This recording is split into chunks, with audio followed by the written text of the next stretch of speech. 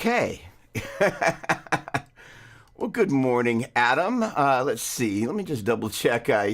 Last week we had a little bit of an audio problem, so let me just make sure that in my audio mixer here, I actually have a vocal mic. There we go. Come on. Where is this menu that I'm looking for? First of all, good morning while I'm menu diving. My name is Doug, and in case we haven't met, this is Doppler'S Gear Garage, and this is kind of one of my favorite things I get a chance to do every week, where we get a chance to hang out and talk about guitar. And there we go, sound levels. There we go. There's my vocal mic. Okay, good. That could be a little hotter. I'm going to bring that up. Testing 1, 2. Hey, hey, hey. Okay. First of all, Adam, good morning. Great to see you. Hello, hello, hello. Chris Alexander, hello to you. Good morning. Glad you were able to join us. Albert, we do have the Flying V.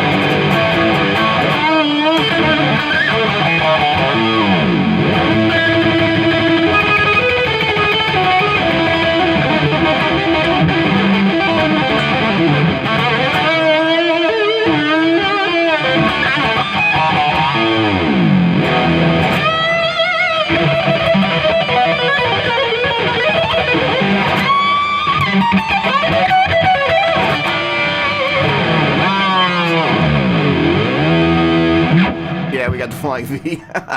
All right. Good morning, Gilberto. Buenos dias, mi buen amigo. ¿Cómo está?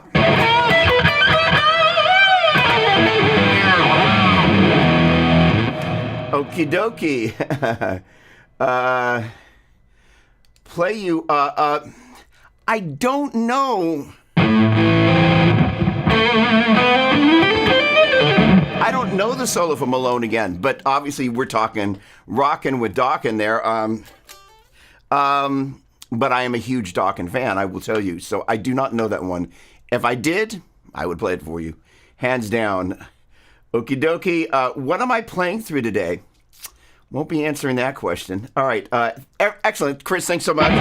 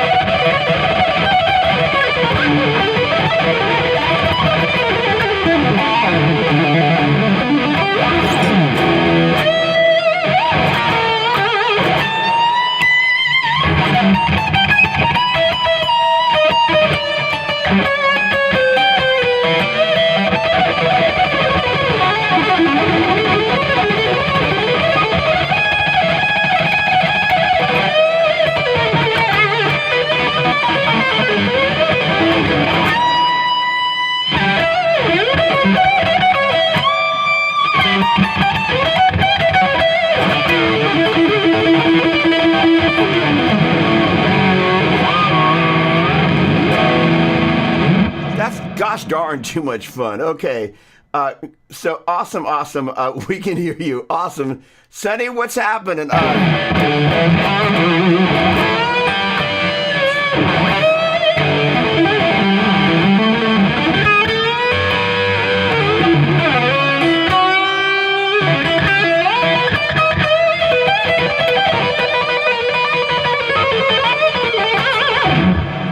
Okay, I'm fogging my glasses here. Well, first of all, pleasure to be here. I got a dirty pot. Griffin Gaines.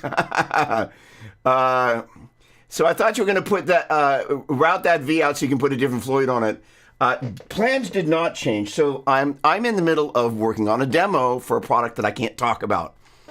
That will probably be coming out very soon. Really soon. But this is the aforementioned routed V. Can I say she's got a hole on her backside? I guess I just did. How naughty of me. This one does not have a hole on her backside yet, but she will. And the funny thing is that I've been spending a bunch of time playing this guitar, and this morning as I was kind of working on tones and kind of figuring out a bit of what I'm doing in the latter part of the day. There we go. Hang on a second. I got a couple of people to say hello to. All right, Tony and Matt, don't disappear anywhere yet.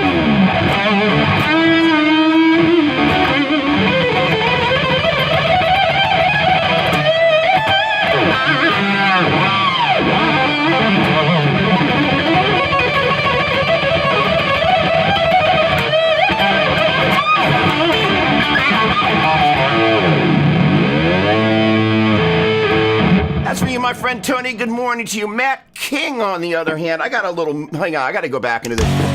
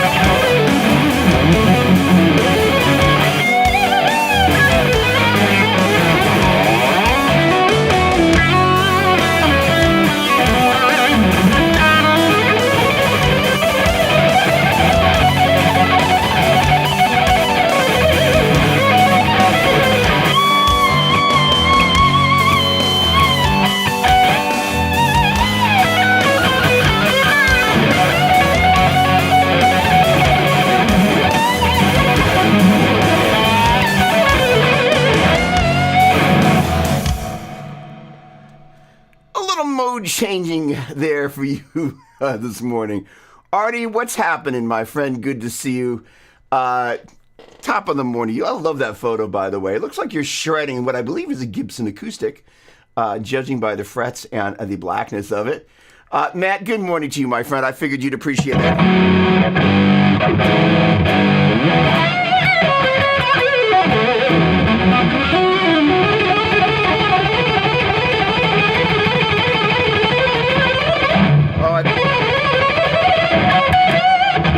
I hit a flat 5 there, gosh darn it. I have received the shred. There we go. Come on.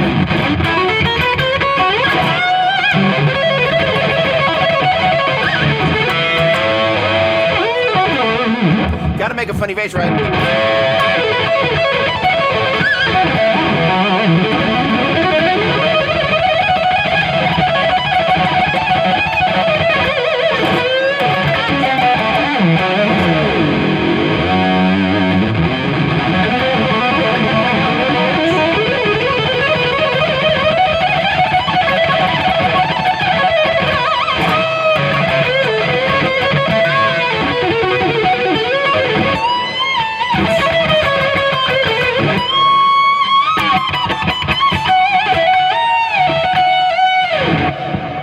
Okay.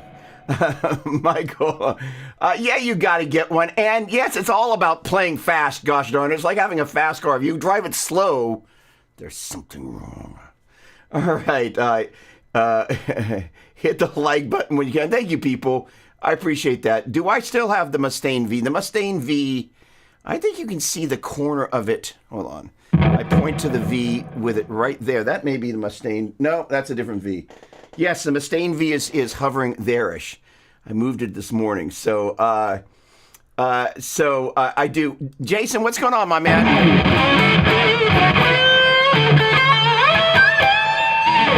I am not rocking the orange today, and I can't say what I'm using because it's a secret.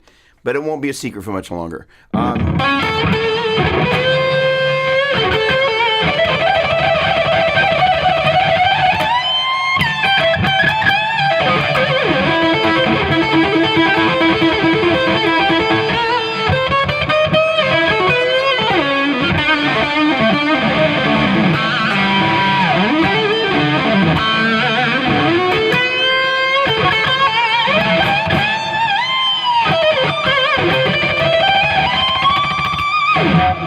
say more than a little bit of my inner Edward Van Halen, my love of Edward Van Halen, that is exiting my body.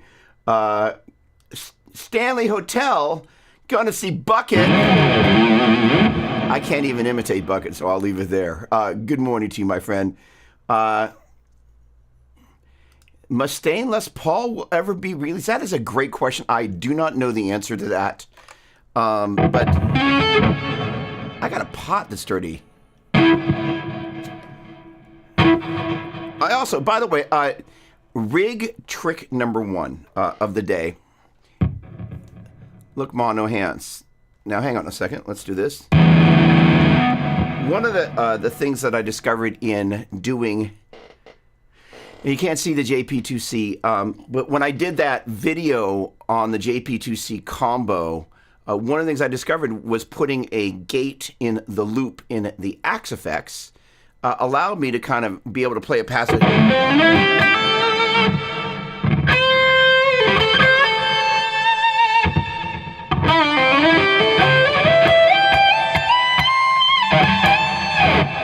Where normally you'd have to mute the guitar with the volume control, but the ability to set that gate in such a way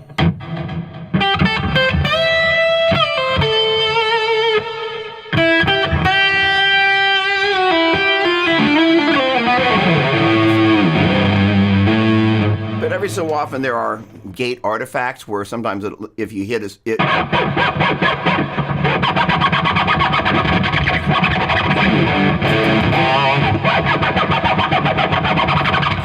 something like that.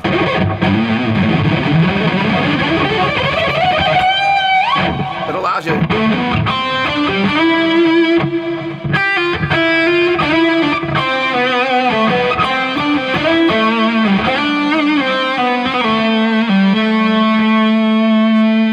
And if you set it right, you can hold those long notes.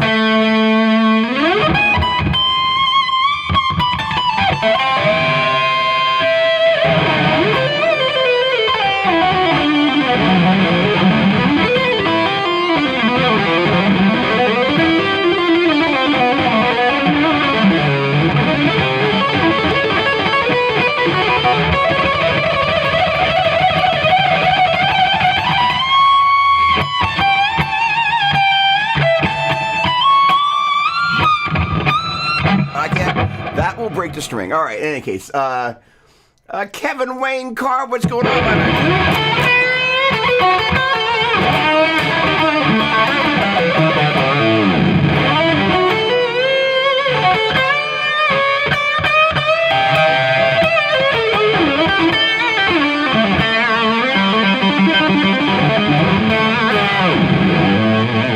Good morning to you.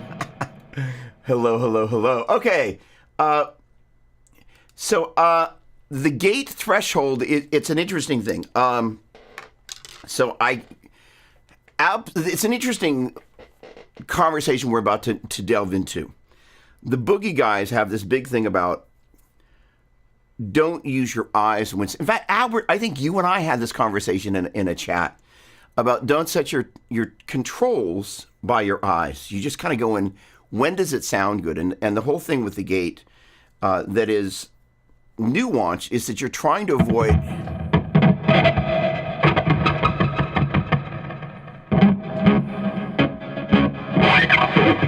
well, I can't get it to do it now because the gate's on, but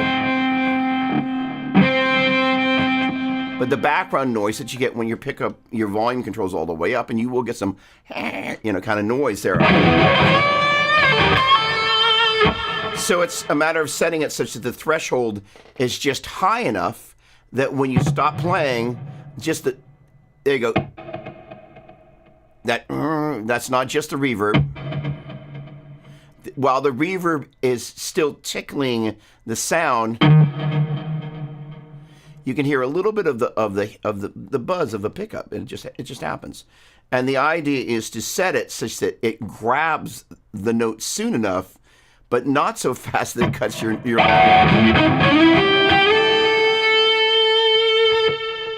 and you can hear it cut off.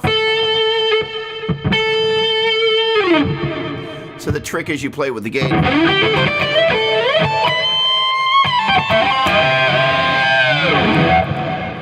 in a way that it's never quite perfect, but you get it close enough such that the sensitivity is just right, that when you dig into it, when you start playing, you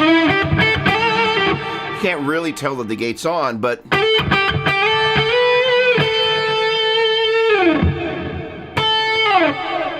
and you have to, as you come down, you can't get that kind of thing, or else you'll do that, which, you know, whether you had the gate on or not, that's not groovy to do. So, but you really notice all these little extra things. You're like, up, I open the gate with, let's see, I'll do it with the volume off. That'll trigger it, and that you can't hear one.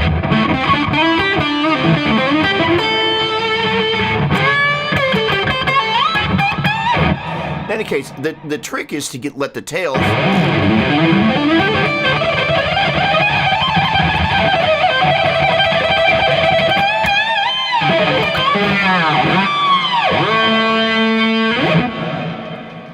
Hang out, so you put the gate, generally I find that I put it just before the amplifier, because the amp hissing and pissing, because the amps have a tendency to go, so that'll open the gate and keep the gate open. So putting it before the amplifier is the place that I have a tendency to like to do it. All right, let me see if I can read again. I broke a sweat, but okay, here he comes. I don't know Here He Comes.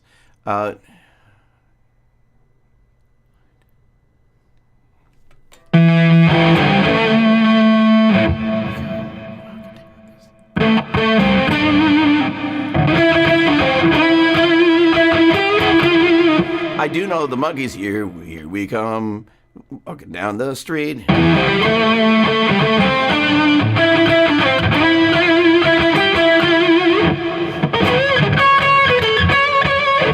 Hey, we're the Monkeys. my time P90s need. So the interesting thing about the P90s is that I've got, so this guitar has got a hum canceling P90 in it that I absolutely love the sound of the pickup, but I found that it's a little squealy. And so squealy is one of the reasons that I started really experimenting. Most people would normally not play with a stupid amount of gain.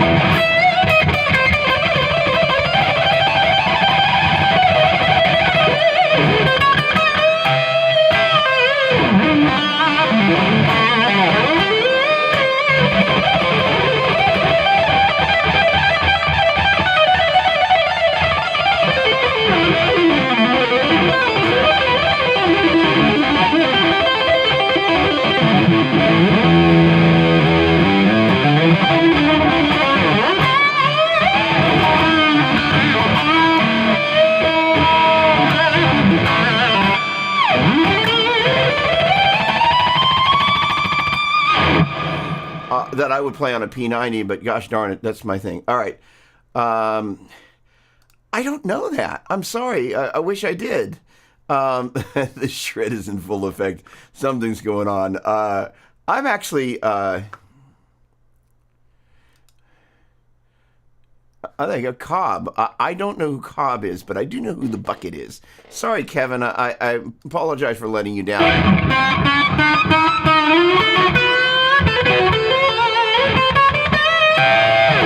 All right, so last time we had so much fun working on some licks. I want to go right back to that because it was fun for me, and I hope it was good for you. One of the things that I've been really passionate about is helping people find some ways to get better about understanding the neck up and down the neck. And it's an interesting thing, and I will have mentioned this in previous episodes, and I'll mention it again now, is the number one question that I got asked repeatedly, like kind of like 10 to 1 at both the Petrucci camp and back-to-back weeks at the Corey Wong camp, is how do I better see the notes up and down the neck? So let me just very quickly, and any of you who are my estudiantes, what's going on, Eric? What's going on, my man?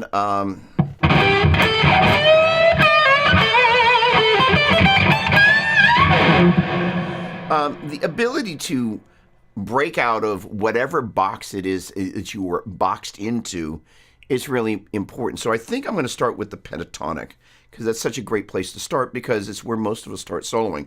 And the thing that I've gotten really kind of crazy about doing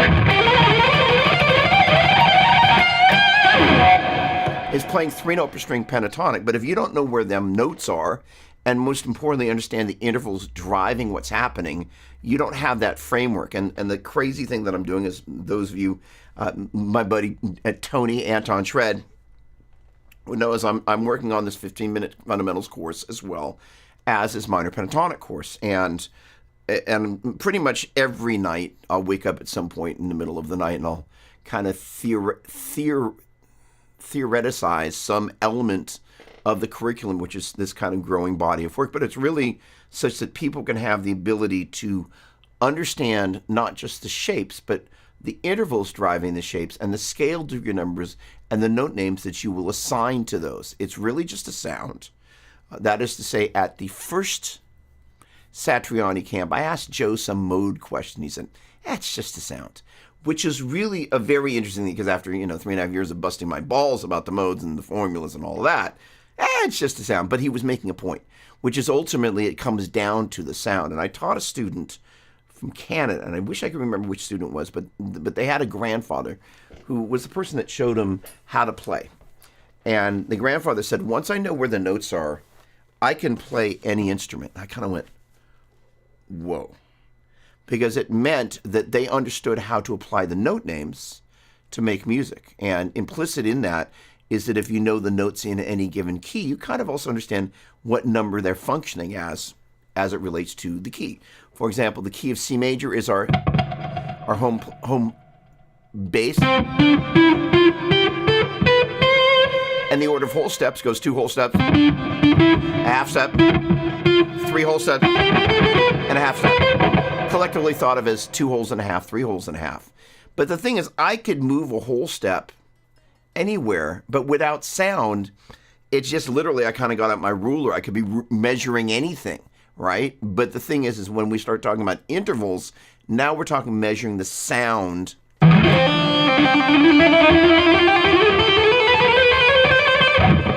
between those things. And all of a sudden now our ear is invited to the party because the ear's going, oh, you're talking about sound.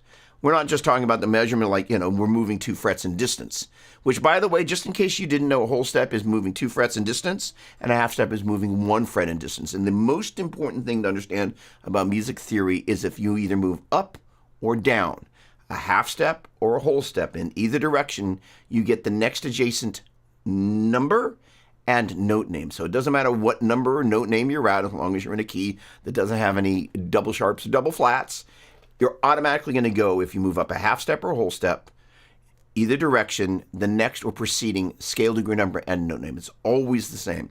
So that allows us to make sense of kind of going how the note names work. So if we move to the key of G major, 2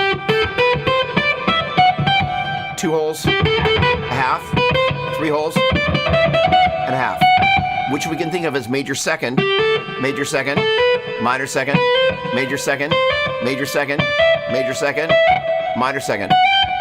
My apologies, my gate's shutting there. But then we start grouping together.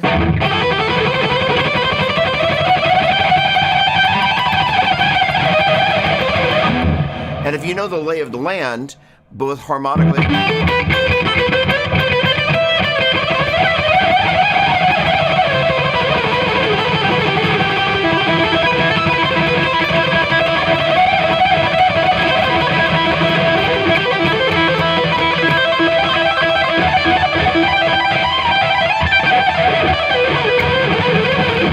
by the way, I know that those are all G, A, B, C, D, E, F sharp, and G.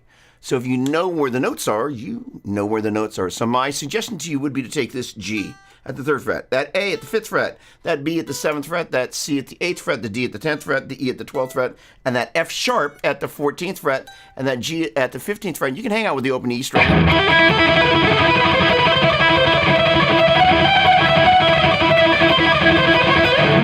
Start moving around and just seeing that G, A, B, C, D, E, F sharp, G, G, F sharp, B, D, C, B, A, G. And just get comfortable with thinking about when you see those fret locations, seeing the note names. And also hearing major second, minor second, major second, major second, the minor second that separates.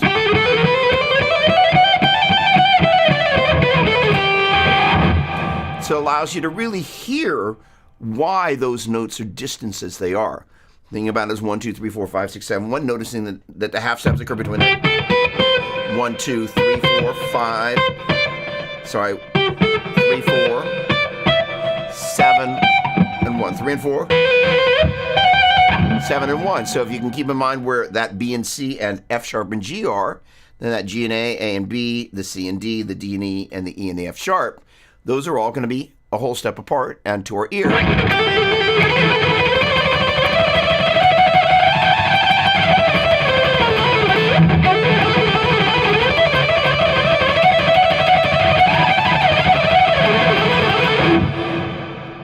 There I'm kind of playing the sequences where there are two whole steps next door to each other.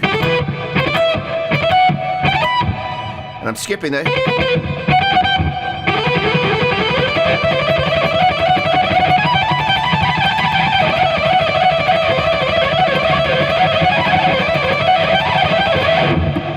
And once you kind of get comfortable with the lay of the land and your ears invited to the party, it makes navigating this a lot easier. So that is to say 1, hold a 2, hold a 3, half to 4, hold a 5, hold a 6, hold a 7, half to 1. Now if we leave out the 2 and we leave out the 6 and we take the 3 and we flat it and we take the 7 and we flat that, we end up with 1, flat 3, 4, 5, flat 7, 1.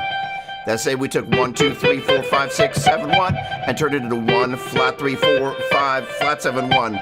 The gate's not working that great for this, but, well, that is what it is. Now, you can think of this, and I would strongly think of this as that's a step and a half, but I would call it a minor third. I'd actually call it both. Major second, minor third, major second, minor third. And we start grouping that minor third and major second at the beginning of the scale. And the 2 major seconds. The major second and the minor third. The minor third and major second. Major second, minor third. Minor third, major second. You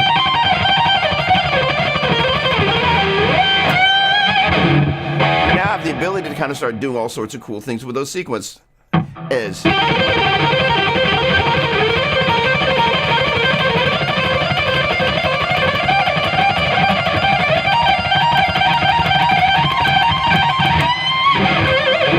All right, so very quickly, we got a G at the 3rd fret, a B flat at the 6th fret, a C at the 8th fret, a D at the 10th fret, an F at the 13th fret, and a G at the 15th fret. Again, that's 3rd, 6th, 8th, 10th, and gosh darn it, I'll say 13th this time, and I'll mean it, and the 15th. And I would suggest spending some time just getting used to thinking of that as a minor third. Major second, minor third, major second, and minor third, and then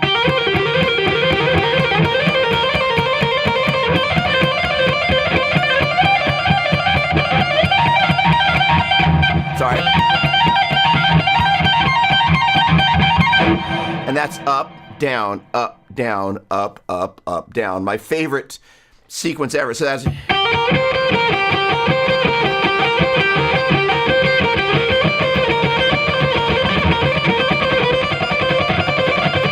oh, come on.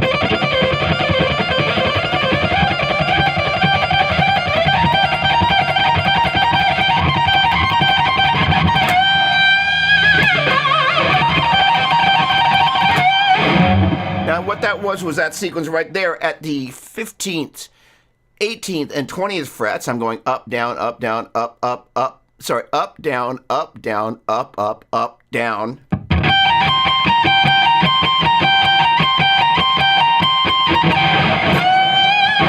And then, if you will, dismounting into a whole step bend at the 18th fret there.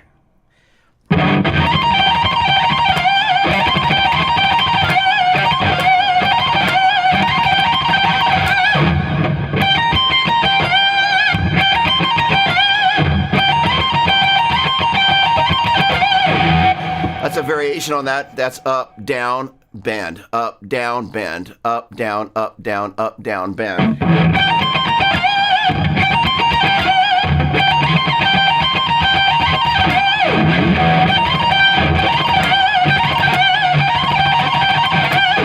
And the whole leg. You gotta play it right.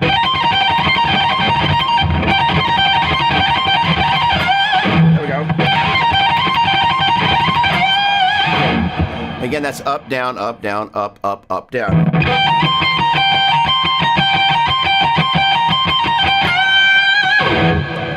So that's the... Make sure I'm not going to regret this. How about you? There we go. That's going to be the first finger over here at the 15th fret, 13th, the third finger at the 18th fret, and the pinky at the 20th fret.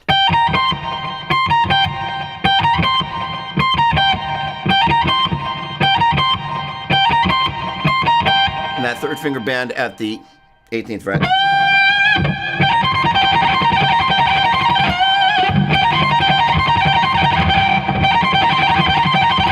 Again, there we go. Let's see if I can play right. Thank you. All right. Gosh darn it. Okay, so let's see. So the idea of being able to take the...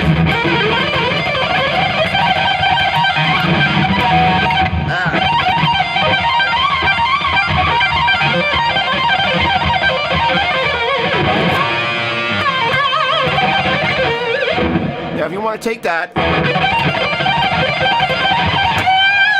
and start crossing strings.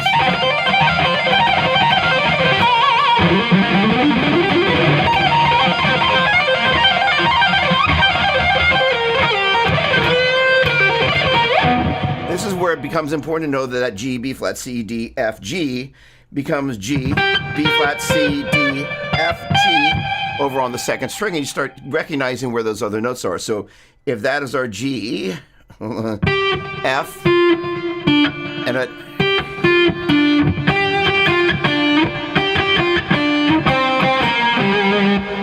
When I'm at the banana splits, right? It happens. But the idea...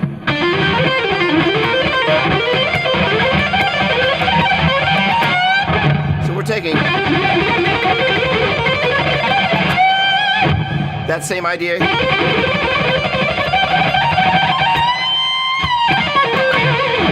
But now we're applying it to the second string, so that's going to be a D, F, my favorite, D, F, and G, F, G, B flat, G, B flat, C, B flat, C, D, C, D, F, and D, F, and G. Side, B flat.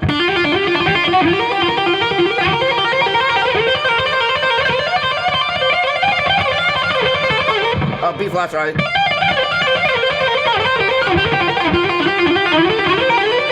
And the great thing about knowing what the notes are, if you accidentally play a B instead of a B flat, or an A instead of the B flat,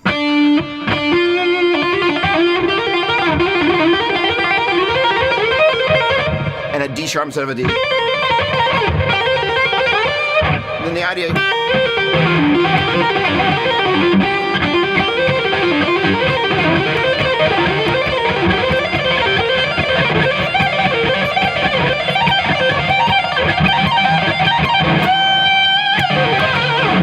That says taking those groupings of three notes. Sorry. That's better.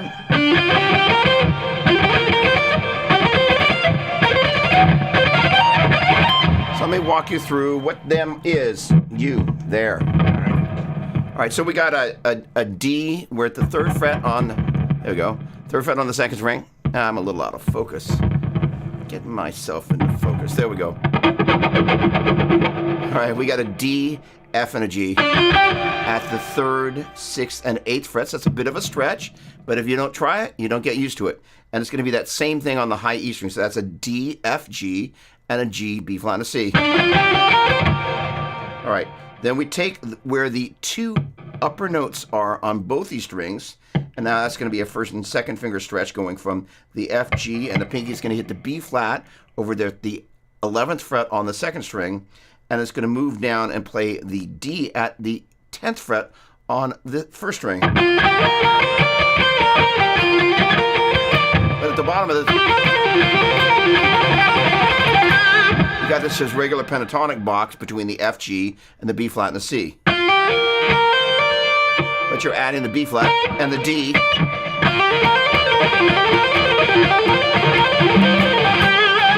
Now we're going to take the same thing we did a minute ago where we took the bottom two notes, but these guys become the bottom two notes. That is, say that G and B flat at the 8th and 11th frets. I'm getting better at calling out the fret numbers. And the D, and the C and the D at the 8th and 10th frets on the first string. Again, that's G and B flat, C and D at the 8th and 11th, and the 8th and 10th frets. Then we're going to add the C at the 13th fret and the F at the 13th fret, both on the 13th fret on the second string and the 13th fret on the high string.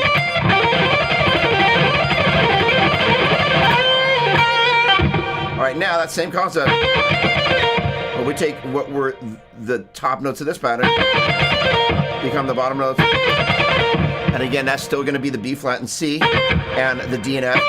But now we're going to add, actually I'm going to finger this 1-3, stretch 1-3. And we're going to add the D and the G at the 15th frets on the second and first ring.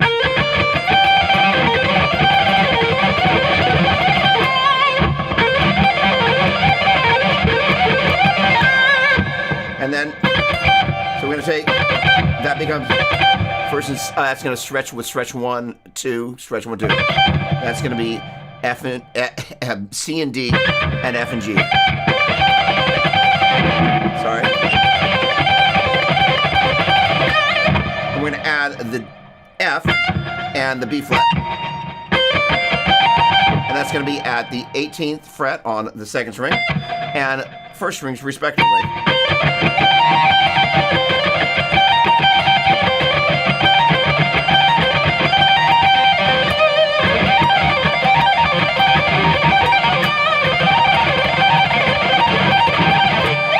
And we're back to where we started.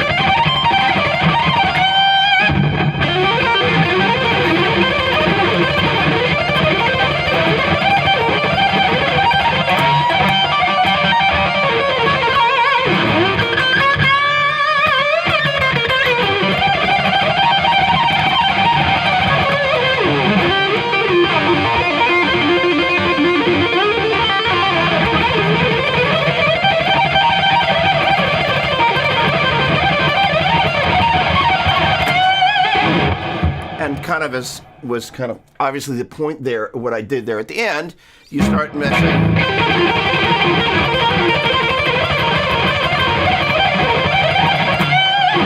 Start messing around and combining those different things together. Sorry. That's where it's good to know G and B flat.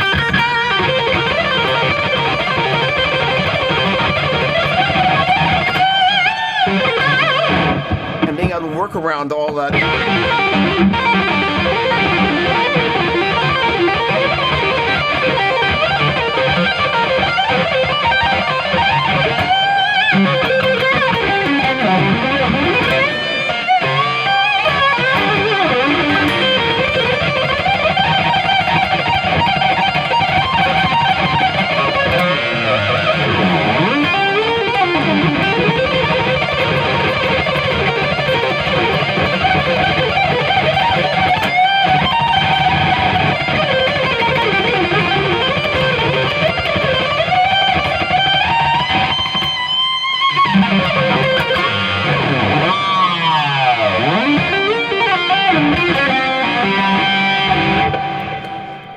Little minor pentatonic. Okay. Okie dokie. Oh, isn't that terrible? So my wife wants to know the same thing. So the short answer is as follows. There is a group of people, if we were to organize people into groups of people, perfectionist is never going to be done until it's perfect. I actually, though I have some perfectionistic tendencies, as you can tell by the mistakes there, I'm getting really comfortable with not playing things perfectly because I'm human and I'm just in process. I'm working on things. So there's the perfectionist group. I don't want to and like to live there, although there are attributes of that are admirable. But most people who live in that group have a hard time generally negotiating life because we're fallen creatures that make mistakes, and gosh darn it, perfection is not part of the recipe of being human. Not an excuse to screw up, but you just kind of go, okay. Then there are people that I desperately want to serve better than anybody else has in the world of pentatonic, because I think it's, having bought pretty much every pentatonic course that's out there, how do I say this without sounding like a douchebag? I've been grossly underwhelmed. I felt disappointed by a number of the offerings out there because I felt they really were very shallow. And the last thing I want to do is a money grab where I can just finish it off and put that out like that, and nobody else will know. I'll know. And the deal is that when it comes to crazy stuff like being able to go 1, 4, flat 7, flat 3, 5, 1, flat 3, flat 7, 4, 1, 5, flat 3, 4, 4, flat 7, flat 3, 5, 1, 4, 5, flat 3, flat 7, 4, 1, 5, flat 7, flat 3, 5, 1, 4, flat 7. Being able to know where those are such that as you're kind of go, all right, if this is the 4, and this is the flat 3, sorry, that's a 4, flat 7, and flat 3. You actually have the ability to move up and down the scale because you know where the flip you are. And because you understand between the 4 and the 5 is a major second, the 5 and the flat 7 is a minor third. So that's going to be the flat 3. There's my 5. Sorry, my 4. Flat 7. There's my flat 3. So that's flat 3 and 4. 4 and 5. And the 5 and flat 7. So that's going to be major second, minor third.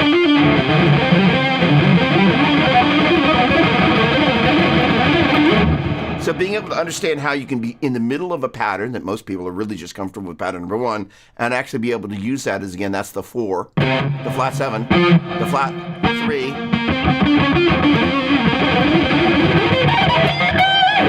And you can actually not just know the shapes, but you understand the intervallic relationships between the notes. Being able to give people a jumping off point no matter where they are on the neck to be able to go laterally or linearly or both. That's kind of the mission. And so I'm about 85% of the way there, and also working on just kind of helping people get better with, understanding where the target notes out of the pentatonic are, because the reason it's called the minor pentatonic is because it's got a minor triad in it, and wait for the major pentatonic, it's called the major pentatonic because it's got a major triad in there. And so there are a number of things that really I need to make sure I take the time to make right, because I care about you. And if you're going to spend your hard-earned money, I want to make sure that I didn't kind of leave some of the important bits by the side of the road in the act of just like, let me get it out the door so I can make some money. And such that by the time I actually have put all what I believe are the important bits, so you can look at the pentatonic in a different way, you can play the pentatonic in a different way. The loose title right now is, I'm not going to say it, but the idea is such that you're able to speak the language of pentatonic because you understand the words, you understand which, if you will, made the analogy of tension notes and resolution tones. And if you looked at those as kind of vowels and consonants, the difference between the vowels and the consonants, and then how to put them together in sentences and understand how you navigate those sentences, and you add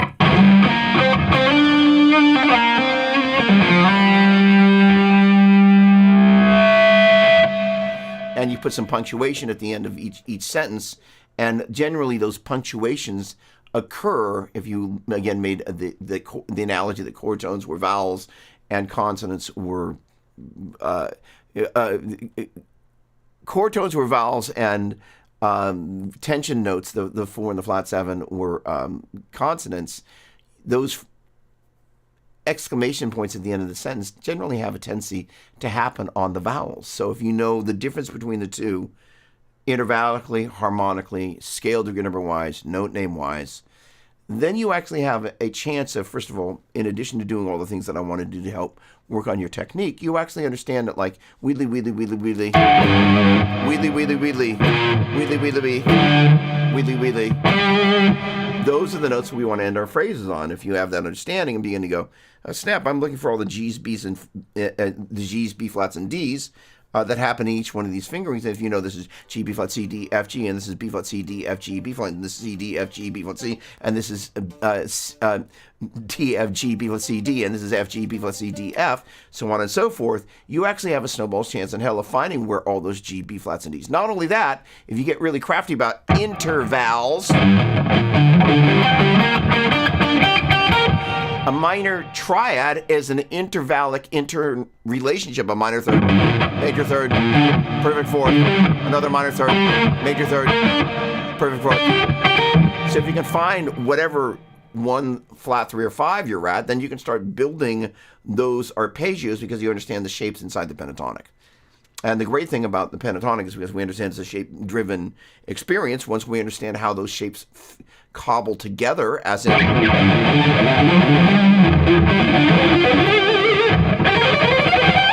begin to go, aha! You know, so at one point, if we're in A, we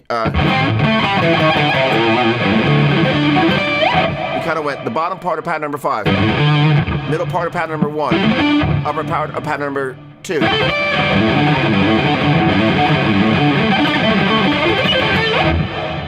You begin to see that. Well, this is just taking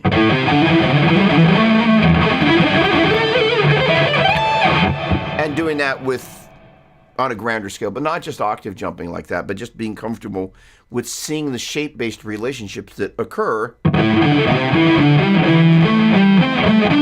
Perfect fourth, major third, perfect fourth, perfect fourth, perfect fourth, and perfect fourth. That's just the construction of the minor pentatonic when you start jumping from string to string. And once you begin to recognize where you are and you begin to name those, although initially it's a little bit of a hoop jump, you actually have a fundamental understanding of how to be able to map the neck laterally and linearly, and then you have total command of the pentatonic, which is the whole flipping point. So, in any case, thank you, my friend. And I really, really, really, really do appreciate the encouragement and the gentle nudge, like, dude. But the idea of let's make the analogy that I'm making omelets.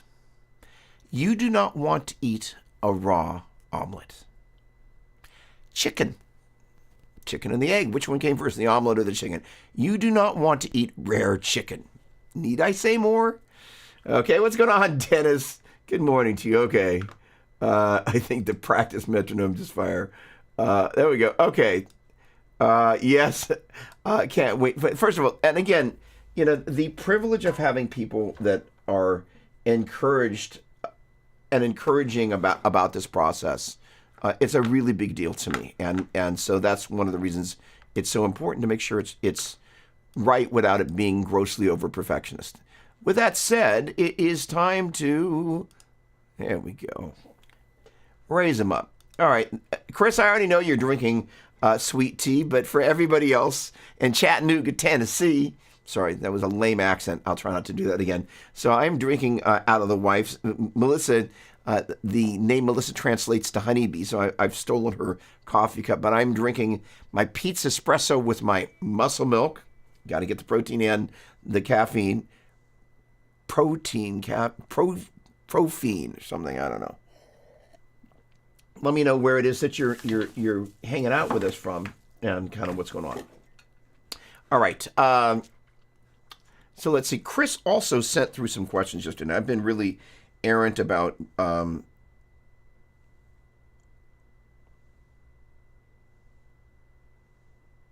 Oh, cool. Important email that I was glad to hear from that person. Awesome. So, Chris, bless his dear soul, one of my favorite people in the world. I hope you had a great day. Here are a few questions. I don't always answer all of them, and I don't always remember to bring them into the show, but how do you choose what type of a scale, mode, pentatonic, you're going to play with a chord progression like a 2-5-1? So generally speaking, with something like a 2-5-1, for those of you, I've got this one student. I absolutely love teaching Hudson. Hudson's just had what I believe is his 16th birthday.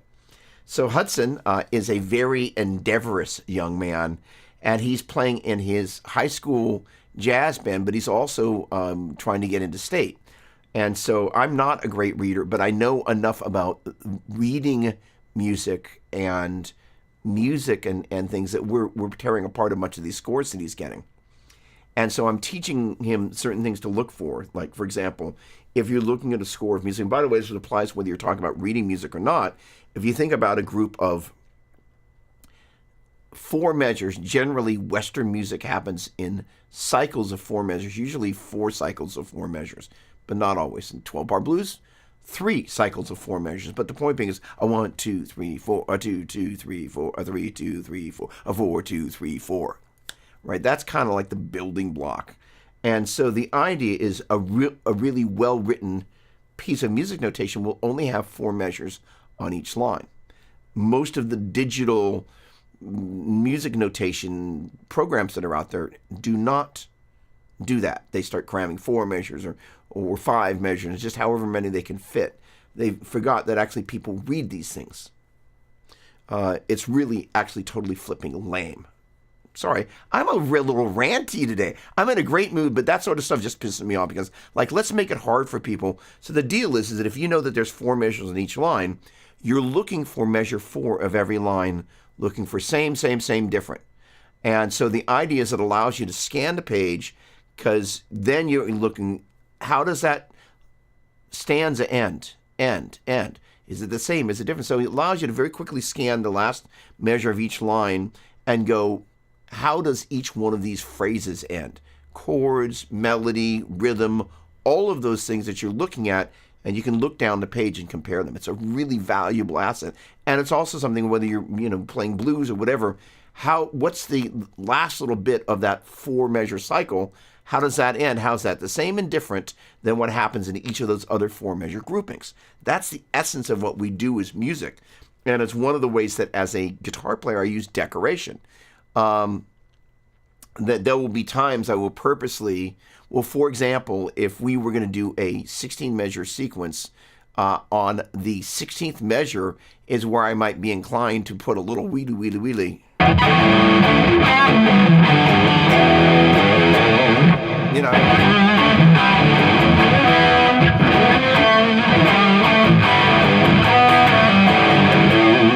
Some little thing,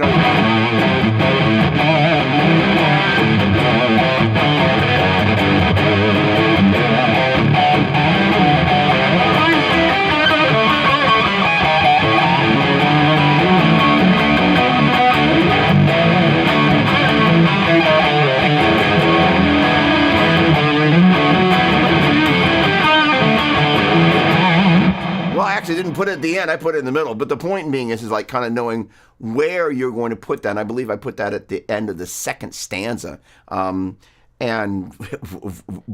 not just the end. I kind of eased my way into that from about the third bar. But the point being is that, well, let me walk you through that. 2, 3, 4. 1, 2, 3, 4. 2, 3, 4. 2, 3, 4. 2, 3, 4. 5, 2, 3, 4. 6, 2, 3, 4. 7, 2, 3, 4. 8, 2, 3, 4. 9, 2, 3, 4. 10, 2, 3, 4. 11, 2, 3, 4. 12, 2, 3, 4.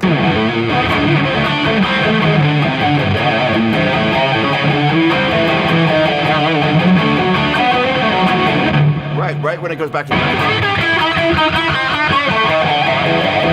so that's a 1, 2, 3, 4, 2, 2, 3, 4, 3, 2, 3.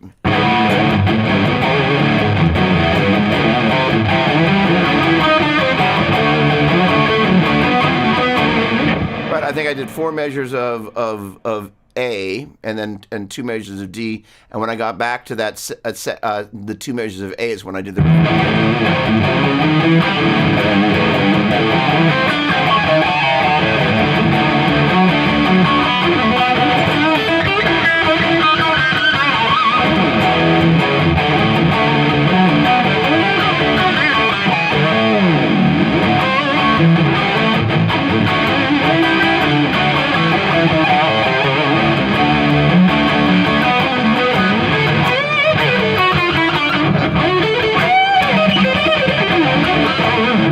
Wrong band, but you get the idea.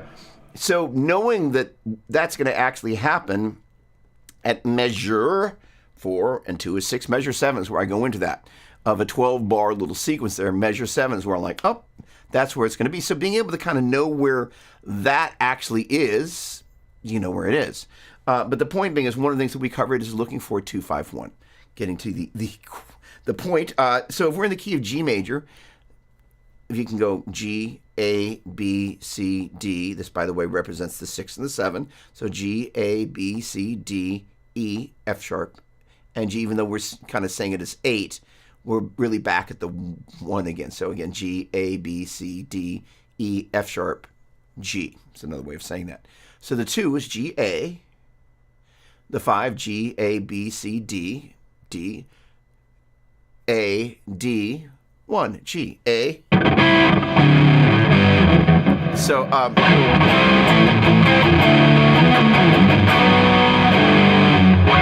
not going to be able to dial up another tone, but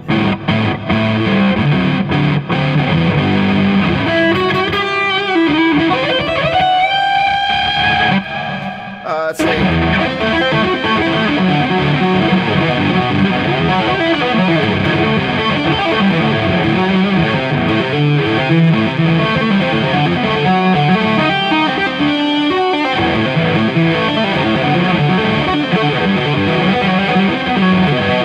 All that to say, as I would use arpeggios and scales for that. I would not be inclined to use the pentatonic over that, although you could.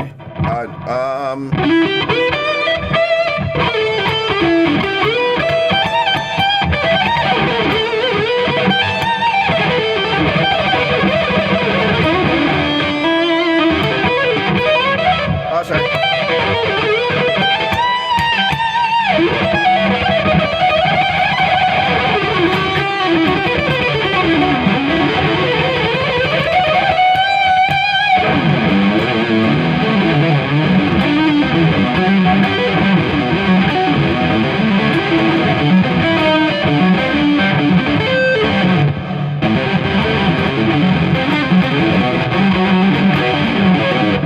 Also arpeggios. So there I'm kind of doing this crazy. Let's go here.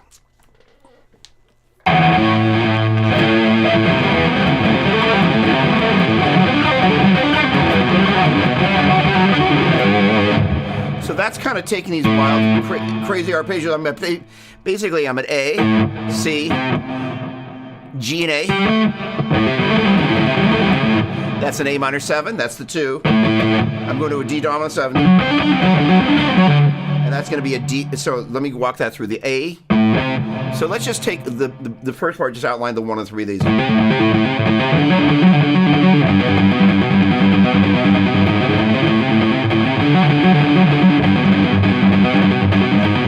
I just do that little walk because I can. All right, so that's A and C at the 5th and 8th frets on the low E string.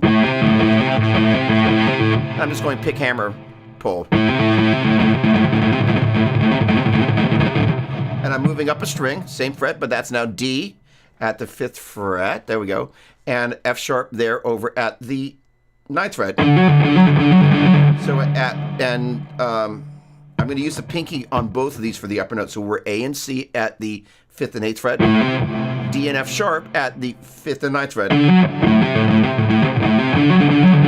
can also think of that as a minor third and a major third, which is made up of 2 whole steps in distance. And we're going to take that same major third and bring that down to, instead of playing a D and F sharp at the 5th and 9th frets on the 5th string, going to bring it down to G and B at the 3rd and 7th frets on low E string. And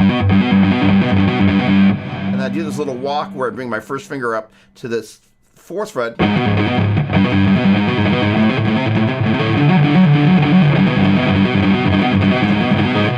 Now,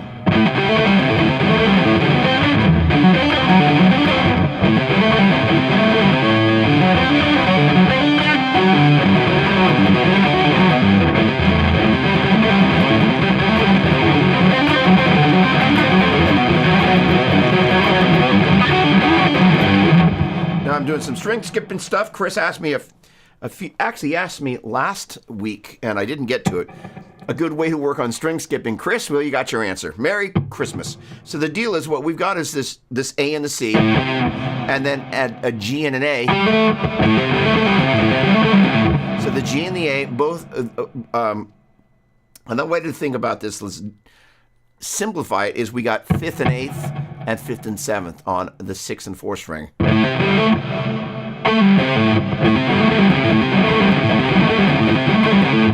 Now, when we move up from that A minor 7 to the D dominant 7, everything relationally shifts up a string, and the only thing that changes is the pinky moves up a fret.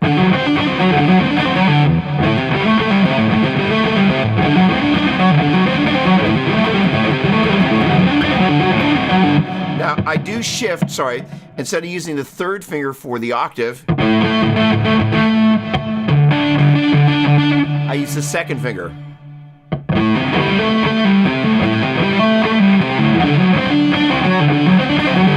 Because that helps with that stretch. It makes that a little too much.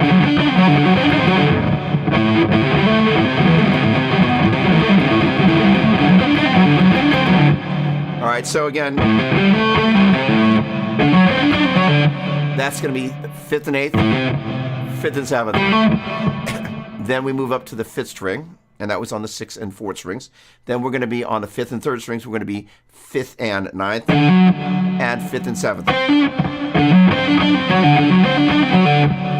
Then we move that little bit of business right there down to the 3rd and 7th frets on low E string. And then now the 2nd finger is going to cover the octave on the 4th string. We're going to be playing a natural 7, so we're going to be going from the 1st finger to the 2nd finger at the 4th and 5th frets.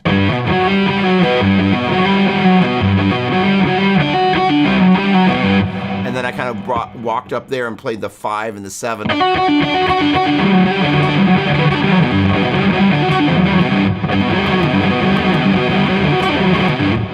And that's basically that. That's also going to be at the 3rd and 7th frets. On the 6th and 2nd string. Play the natural 7 this time. So I'm going 6th, 4th, 6th, 4th, 6th, 4th, 4th, 2nd, 2nd, 4th, 4th, 6th.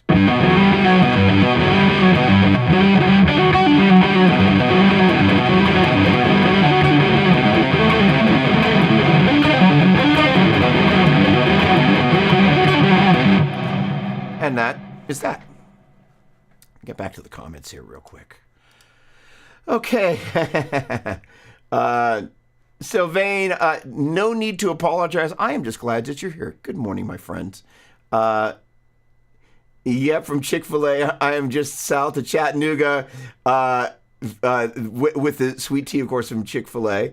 Drinking a cold beer, watching college football, and you. There we go. Lame. Totally right there.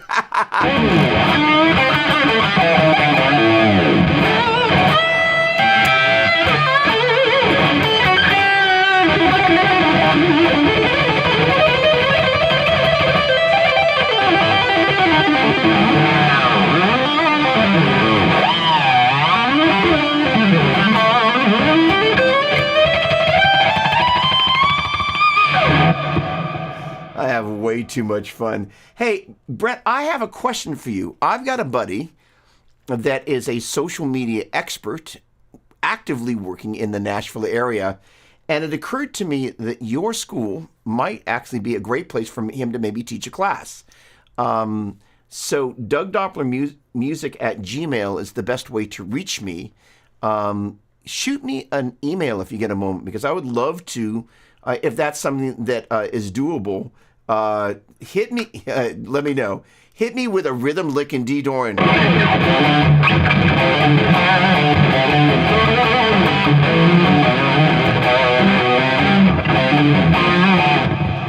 you what, hang on. Let me do a little something here. Let's see. Let me lose Mr. Bass. So we're going to lose Mr. Bass. We'll lose the rhythm guitar. And that guy.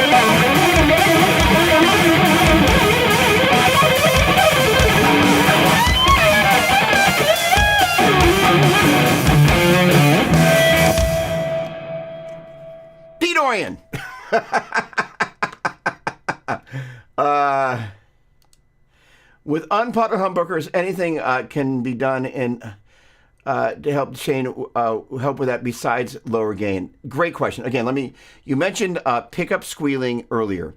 With unpotted humbuckers, can anything be done in the signal chain to help with that besides lower gain? Thank you, Mr. David. Romero, good morning, my dear friend. Hello. Hola, ¿cómo está, muy buen amigo? So it's a great topic. Pretty much, Eric, I've been a little crazy. I owe you a phone call. I didn't forget. Good morning, my friend. So pretty much every guitar that I get, sooner or later, I take it to Gary Brower and I have the pickups potted. Because I play with enough gain that they want to make noise. And so the challenge is that there are certain voiced pickups that are most prone, because of the sound of the personality of the pickup, that they're more prone to squeal. So the idea that you can help reduce some of that is a help. So the unfortunate part is I pretty much have resigned myself to the fact that although these are hum canceling P90s, the harmonic character of the pickup is that when I have that much gain, they just kind of want to squeal. And it's not any fault of the pickup. It's where the pickup is voiced, which is what I love, but it just seems that it wants to squeal, not from an unpotted way. So backing up a step, I think it's paraffin wax, and Gary has this little machine, it heats it up, and he dunks the pickup in there and then brings it back out. And basically, it helps reduce microphonic feedback on the pickup. And so pretty much anything I can do to reduce squeal, and most of the time it helps a lot. But in every instance, not. I'm going to try potting that and see if it actually makes any difference. I don't know whether it's going to make a difference. It might, but I think, again, it's the kind of slightly nasal quality of a P90 that's part of the magic of the pickup, that it's just kind of where it's voiced. It's just kind of in that zone where if there's feedback that wants to happen, it's like, hey, I'm down with that. And it's not for any fault, again, of the pickup itself. It doesn't hum, but it does other stuff. And certain guitars, the funny thing is that, by the way, these are, we need to celebrate my buddy Chris Alexander. He has a new guitar. Chris bought the twin sister of this. Those are on sale now for something like $549 or something at Sweetwater. It's an insane deal. That guitar, it doesn't go out of tune. It sounds great. It plays great. It's one of my constant go-to guitars. Like, it gives my much more expensive Flying V's a run for the money every day of the week. It's like, really? And they're on sale. There's a bunch of black ones and only one flame top one, like, is over in the rack there. But the point being is the pickups, no problem with them being microphonic. Actually haven't had to have them potted. They're just, and so the reality is some of the stuff that you do to customize an instrument sometimes puts you in a place where there's just going to be little artifacts and things you just have to deal with. So if you know that the guitar is a little prone to squealing, you have no fault, again, of the pickup. It's just kind of where it's voiced, I think. Then you just deal with it. So to answer your question, a gate is a great way to do it if you're using anything like an axe effect or something. You can use that on the axe effects, so that would be happening in the loop of the amplifier. So there's nuance around that because there will be amount of the amp makes. So it needs to be a high enough threshold that any noise from the amplifier, including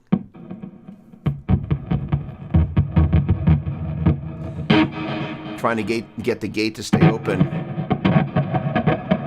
and get the guitar to hum. It's not doing it.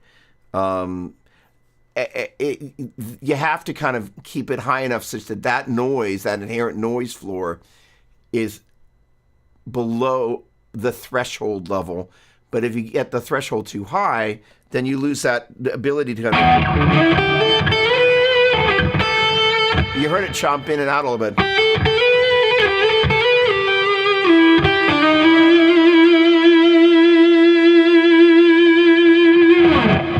So you want to have the ability to let notes sustain without them dying off, because that's kind of the classic thing. And a good gate just kind of has an inherent kind of musical quality where it senses once you kind of get it where it needs to be. So, yeah.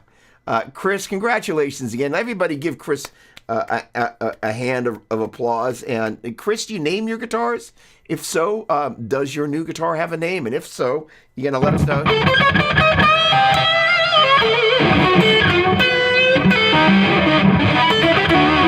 Let me see if I can play that.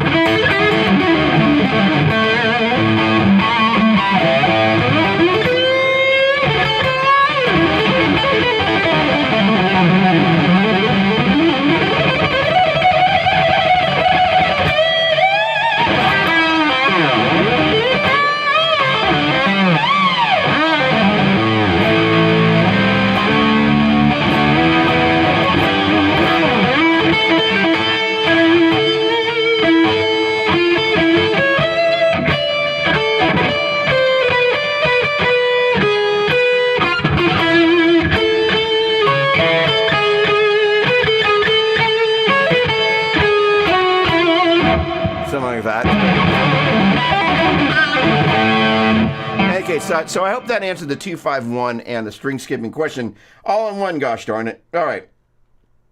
Why not? Do I find that certain amps sound best with only humbuckers or single coils? What a great question. So one of the things that happens, no, I do not name them. Come here, nameless one.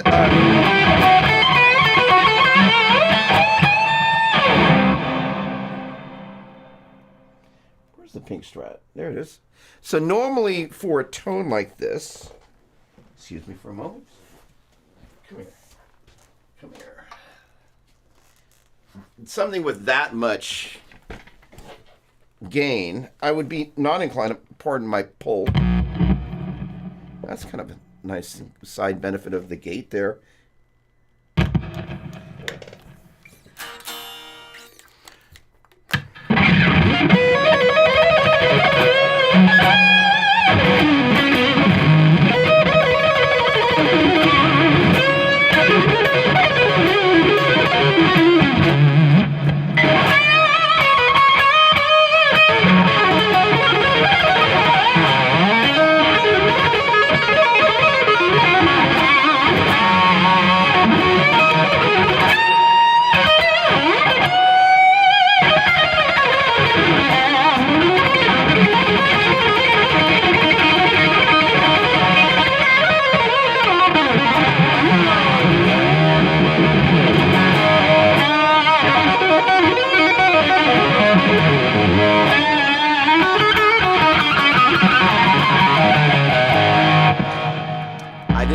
Oh, shush!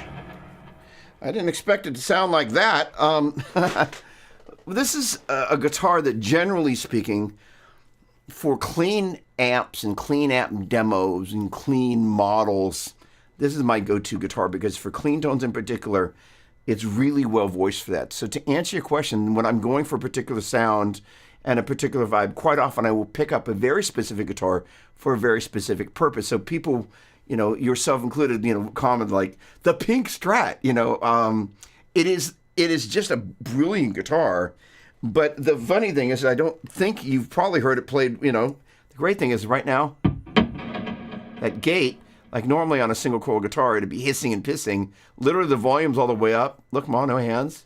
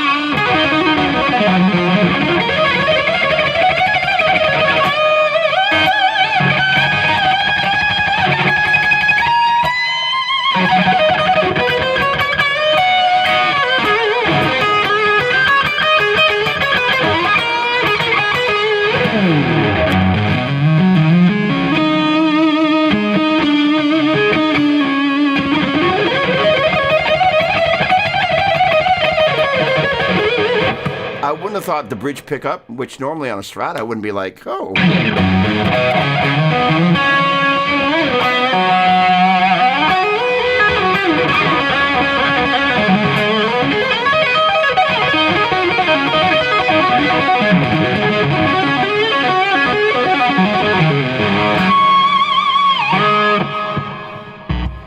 Oh, shush.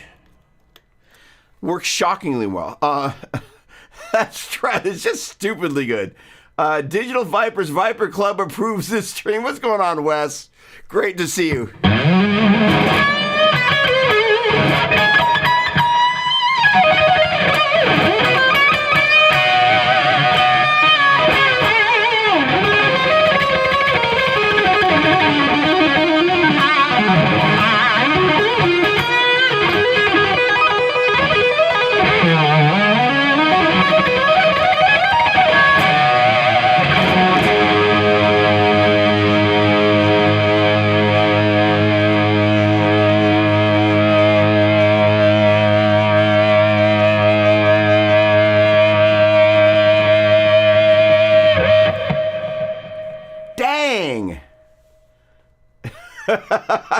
Well, thank you so much.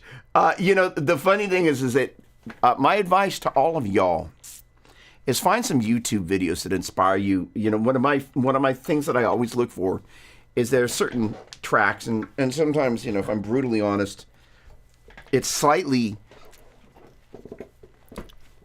There are players that really inspire me because I want to play more like what they do, or I want to have the command of the instrument that they do.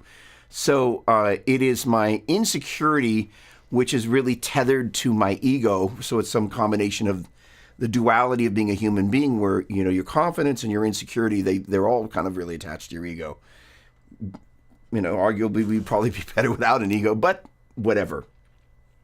It also gives us, I think, an acute opportunity for growth and inspiration. And so first of all, that is about one of the highest compliments that you could pay, because the idea is that when I watch certain players play, I'll have the guitar here and I have to pick up the guitar and start playing along with it. So I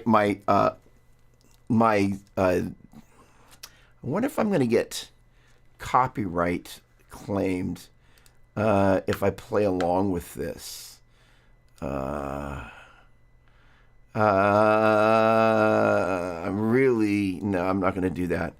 So there are songs and things that I'll play along with that just inspire me. And literally my tell is like, if I can't not pick up the instrument, I'm like, okay, that's something I just need to kind of keep a browser window open with that song or that video open in it. So I have that. Same thing happens with certain vocal tracks. I'll just be like, oh, I got to pick up the guitar and play. And that's sort of like, oh, I just can't help myself.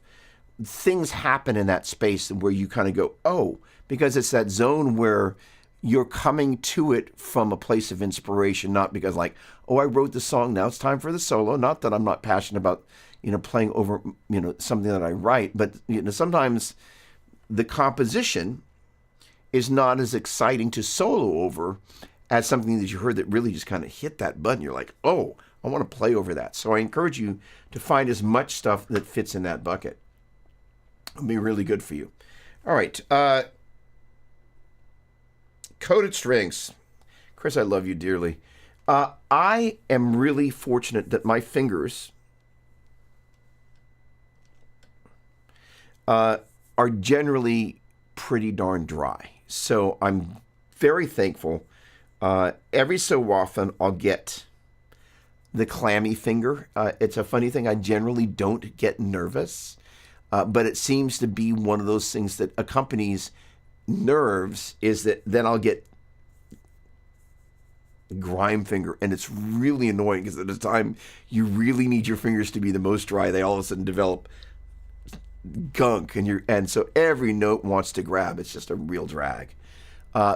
So for people who have a high level of acidity, my roommate at GIT, whose name I won't mention, loved him and still love him dearly. He's a friend that I met at music camp when I was in 7th grade. So we go back to like 76, 78, something like that.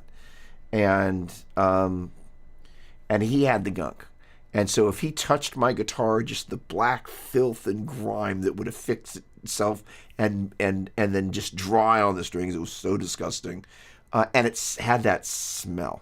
It was just like, so the idea is I generally don't sweat. My fingers don't, even when I do sweat when I'm playing a show, they don't have that acidic stuff that lives on the string and then grinds on there. By the way, I would strongly suggest anytime you play a show where you have a sweaty experience with the guitar, give it a good wipe down before you put it in a case. You will thank me for it later. There's nothing like opening up a case and finding, kind of like the perspiration that came out of your body on, kind of the guitar. You're like, oh, that's flipping gross. So just keep that in mind.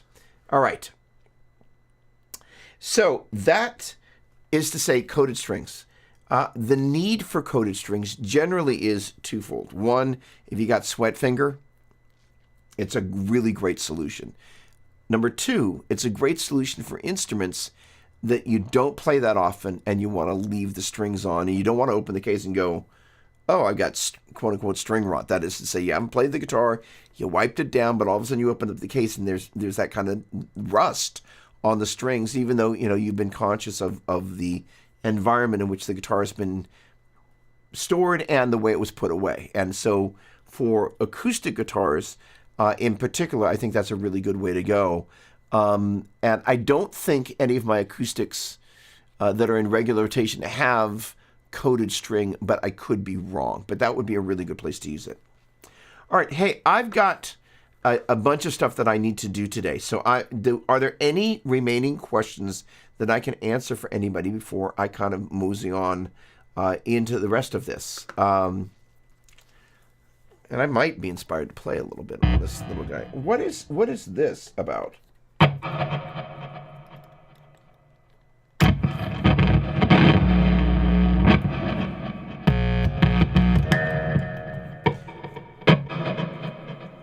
All right. Let's see. You were the bass, and you were this guy.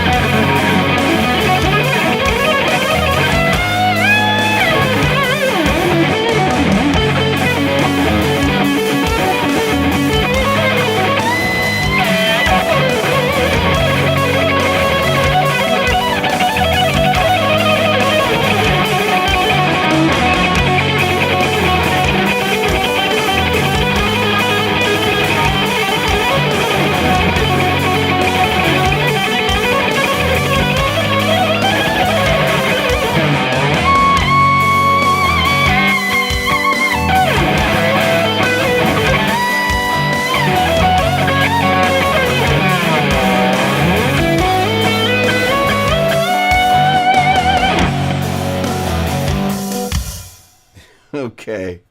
All right. You guys, that's exactly what that is. Gosh darn it. So I can't say. Chris, I will be happy to send you that track, and it's not quite done yet. But the cool thing about it, I will briefly run through this before I hop on out here.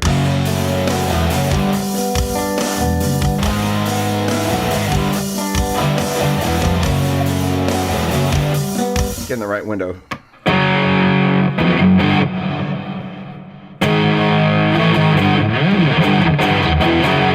So it's basically going between what I would play over the first chord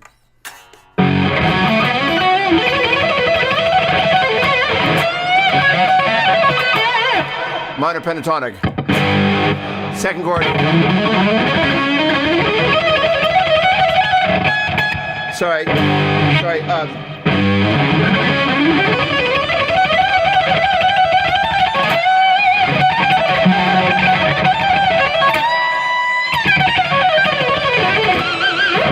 G Phrygian, third chord,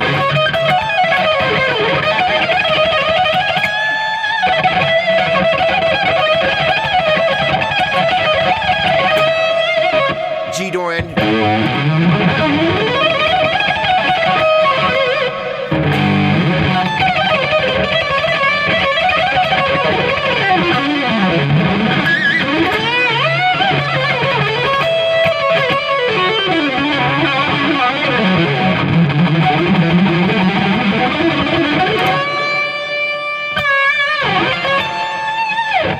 G Phrygian over that last chord.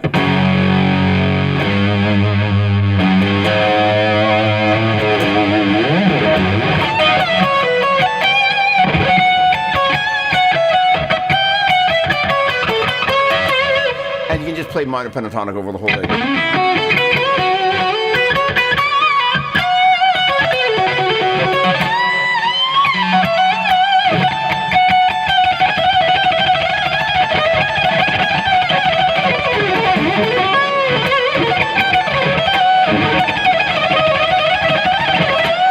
And there I was actually playing the changes.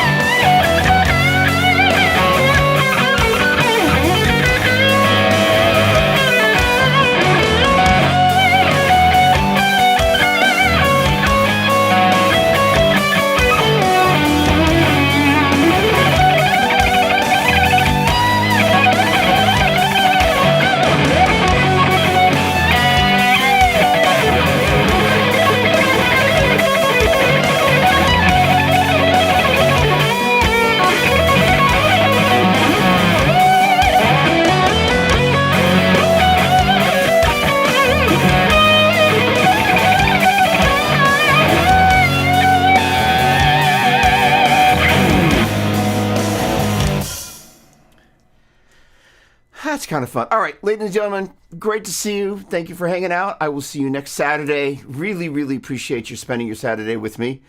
Mark, good morning. Hello, hello. Paradise, California. There you go. Pleasure, my friend. Always, always a pleasure. All right, everybody, thank you for enduring another session with the Dop.